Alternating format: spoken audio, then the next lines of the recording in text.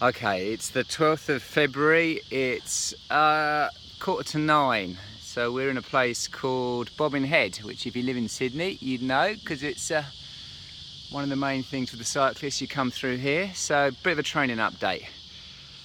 How have we been going, Robin? Been putting in a lot of miles. Kilometres as well. Kilometres, really. Doesn't matter, does it? Yeah. So we had a good January. What did we do in January? We're down in Adelaide. So we've ridden about over 2,000 Ks. So in about the first 5 or 6 weeks, which I think is the most you've ever ridden in Yes. a couple of months. Most I've ever ridden. Oh no, I don't know. Anyway, but it's been good. It's been solid. So I think we're in a good space. So we thought we'd just come in. We've got these cyclists looking at us and laughing as they're going past, like losers. Losers, what are they doing? So what have we got? We've got a month in March. In March we've got a big race called the Three Peaks, or a Sportive, which is 230 Ks and about 4,500 meters of climbing. Yeah. So that's a big day. It's got to be And done a in 13-hour time limit. So it's down in Victoria. So it's interesting because last year we did that and our whole training was geared to get Robin around that.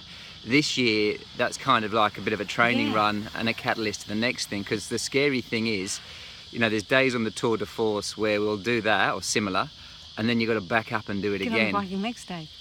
So that's the scale of what we signed up for. So I think it's starting to become a bit of a reality. You know, we were chatting this morning, and Robin's got, when she arrived, she's got a couple of big days, and then she's got 100 kilometres, so that's like an easy day, and then another day.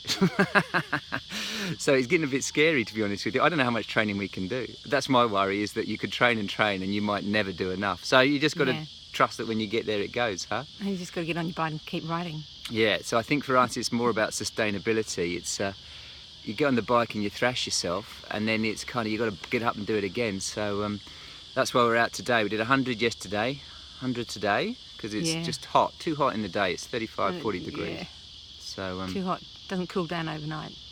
So you're awake anyway, so get up and ride your bike. That's right, 4 o'clock. So anyway, we're in a good space. We've got a few things to do with the fundraising. The actual fundraising is going very well. I've had some very generous corporate clients. We've done some work for them, and they've kind of made some donations. So we're looking good. But we will be asking people to part with their cash, but we have an incentive for you, something we've been working on. Hours on the bike, and we've come up with what we think is a great idea.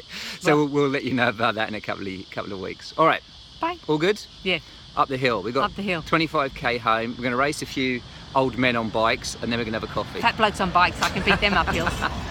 That's Robin's incentive scheme. All I have to do is stick her behind a bunch of middle-aged men that can sort of ride, and she hangs on for dear life. They hate it. They hate it when she passes.